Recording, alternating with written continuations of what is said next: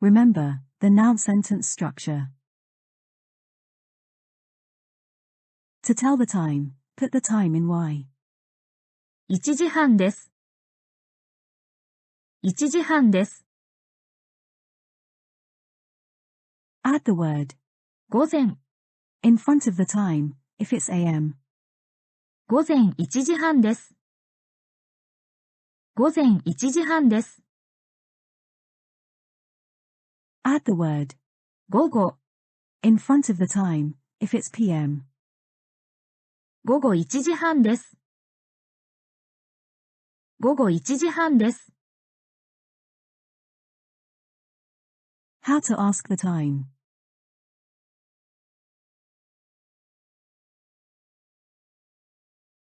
Remember the particle か、 you need to add か、 at the end. What you want to know is this part Y. Put the word 何時、 in Y.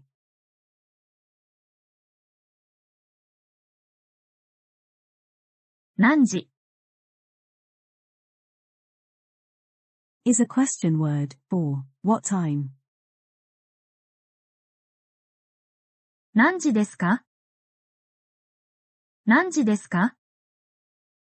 This is how to ask the time. The word 今、 means now. Let's add it in front.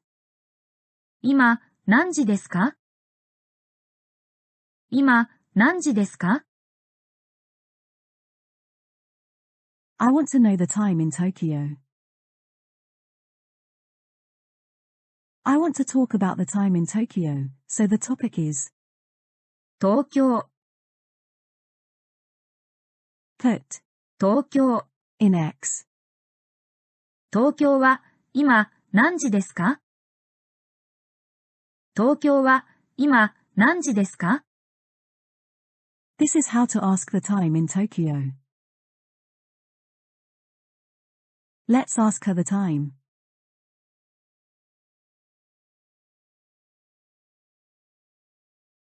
すみません。はい。今何時ですか？午後6時です。ロンドンは今何時ですか？午前9時です。ありがとうございます。いいえ、どういたしまして。Now, you try.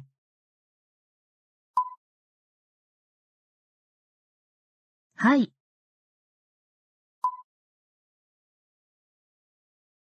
午後6時です。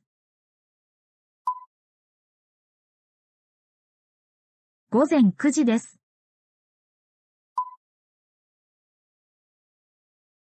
いいえ、どういたしまして。すみません。今、何時ですか？ロンドンは今何時ですか？ありがとうございます。